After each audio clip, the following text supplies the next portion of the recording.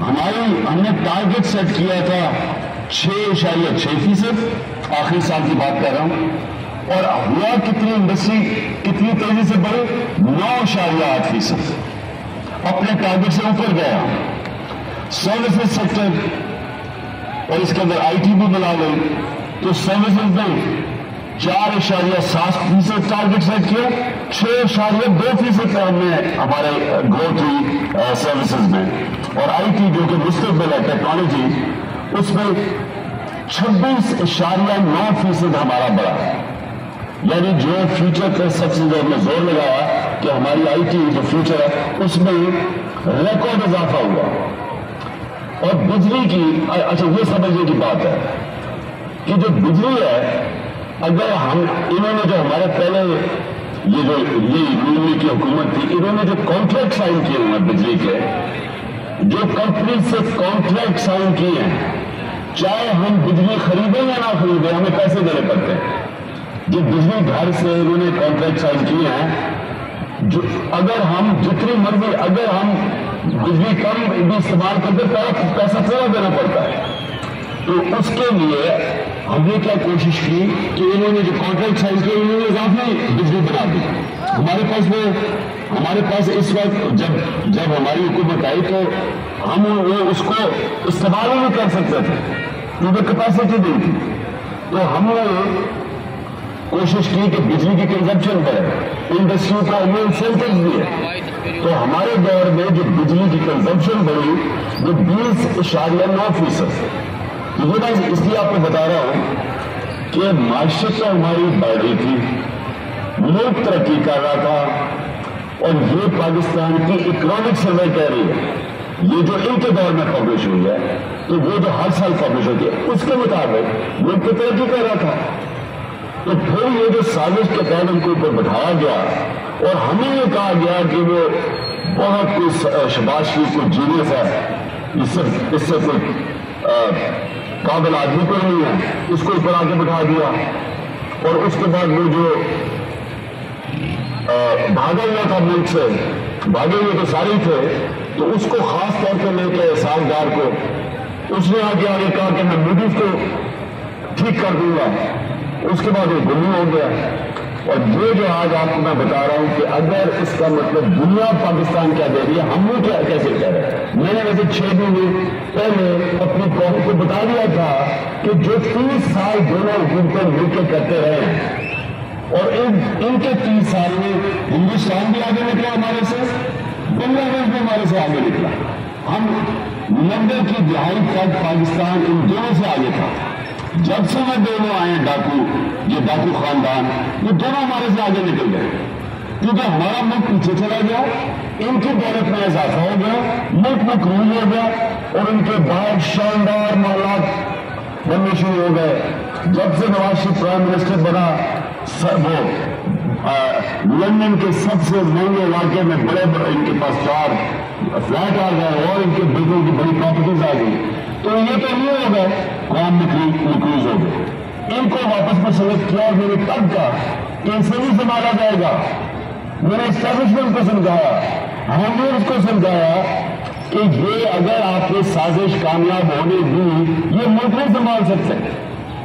اور میں نے جب 6 مہینے پہلے کہا تھا کہ خدا نہ خواستہ اگر پاکستان ڈیفالٹ کرتا ہے، یعنی قرضے نہیں واپس کر سکتا، تو پاکستان کو پھر کون بیل آؤٹ کرے گا۔ اور میں نے تب یہ کہا تھا جب انہوں نے کہا کہ اس کو غدار کیا ہے، تب انہوں نے کہا مجھے کہ اس کے اوپر غداری کے کیس بناؤ کہ یہ کہہ رہا ہے کہ اگر پاکستان ڈیفالٹ کرتا ہے تو جو بھی ہمیں نکالے گا اس میں سے وہ قیمت مانگے گا، مفت کچھ نہیں ہوتا۔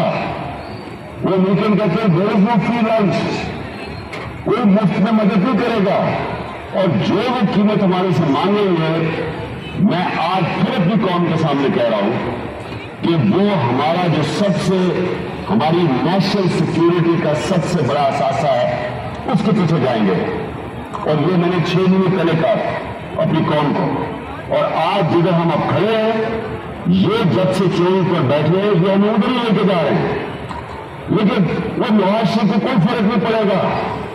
کہ اگر ہم اپنی نیشنل سیکورٹی پہ کمپرومائز کر لیں، کیونکہ اس کے تو پیسے باہر پڑے ہوئے ہیں، وہ تو جب موقع ملتا باہر بھاگ جاتا ہے۔ جب وہ پرائم منسٹر تھا اس نے 23 نجی دورے کیے لندن کے۔ میں پرائم منسٹر تھا 3.5 سال، میرے تو بچے باہر تھے، میں تو ایک دفعہ بھی نہیں گیا، حالانکہ 2 دفعہ مجھے دعوت ملی انگلینڈ آنے کی، کیونکہ میں ہمیشہ سوچتا تھا کہ میں کب باہر جاؤں، میرا ملک غریب ہے، ہم مقروض ہیں، میں کیوں ملک کا پیسہ خرچ کروں جب تک کہ میرے ملک کو میرے دورے سے فائدہ نہیں ہوگا۔ یہ سرکاری خرچے کے اوپر پرائیویٹ دورے کیے اس نے لندن کے، 23 دفعہ میں لندن گیا، زرزاری 50 دفعہ بدل گیا نجی دورے پہ، اور میں لندن کیا کرنے جاتا تھا؟ پیسے وہاں، دولت وہاں، بزنس وہاں، بیٹے کو وہاں بسا دیا، برطانیہ کے وہ شہری بن گئے ہیں، وہ آرام سے وہاں بیٹھے ہیں، جو جس کے اوپر کرپشن کیس ہوتا ہے وہ وہاں بھاگ جاتا ہے، اس سال بعد باہر بھاگ گیا، اس کے بیٹے باہر ہیں، شباز یہ حمزہ جو سلمان شباز ہے، اس کو جب FIR کیس رمضان شوگر مل گئی جو جس میں مقصود چپراسی کے پاس پیسہ آ گیا تھا، اس کے اوپر ہاتھ ڈالنے لگا، یہ واپس باہر بھاگ گیا، باہر بھاگ جاتے ہیں جب ان کو خطرہ ہوتا ہے، پھر ڈیل کرتے ہیں، وہاں بیٹھ کے ڈیل کرتے ہیں، یہ ڈیل کر کے جب ان کو پتا ہوتا ہے کہ ہاں جی ہمیں گرین سگنل مل گیا، پھر واپس آ جاتے ہیں اور وہی سالدار سگنل لے کے واپس آ گیا۔ لیکن اگر آج بھی کسی کا خیال ہے کہ یہ ملک کے معاشی مسئلے حل کر سکتے ہیں تو سوال تو پھر یہ ہے کہ ملک کو پہلے لے کے کون اس اسٹیج پہ آیا؟ یہ ملک کا دیوالیہ نکالا کس نے؟ 30 سال تو یہ دونوں خاندان بیٹھے ہوئے ہیں، تو پھر کیسے ملک اس اسٹیج پہ پہنچا؟ تو میں نے آپ کو بتایا کہ ہم نے دیوالیہ ہوا پاکستان سنبھالا 2018 میں، اور اس پاکستان کو اس دیوالیے سے نکال کے 2 سال کرونا کے سال گزرے جو دنیا میں تباہی مچی، اپنے ملک کو کرونا سے نکالا اور دنیا مثال دیتی تھی کہ جو پاکستان میں کرونا میں جس طرح اپنے ملک کو سنبھالا، اپنی معیشت کو سنبھالا، اپنے غریبوں کو بچایا، وہ مثال دیتے ہیں کہ دنیا میں وہ 3 ٹاپ ملک تھے جنہوں نے سب سے بہترین طریقے سے کرونا سے نکالا، اور کرونا سے نکالا ہی نہیں، اس کے بعد ہم نے اپنی معیشت اٹھائی، جو میں بھی آپ کو بتا رہا ہوں کہ 17 سال کے بعد ملک کی گروتھ ریٹ، یہ جو 6% گروتھ ریٹ، تیسرے سال میں 5.7 اور چوتھے سال میں 6%، یہ 17 سال کے بعد ہوا۔ ہمارے زراعت نے 17 سال کے بعد اس طرح کی ترقی کی، ہماری انڈسٹری نے، کیونکہ 50 سال میں سب سے بہترین ہماری انڈسٹری اٹھ رہی تھی جب انہوں نے ہماری گورنمنٹ بنائی۔ تو آج میں اپنے پاکستانیوں کے سامنے یہ رکھنا چاہتا ہوں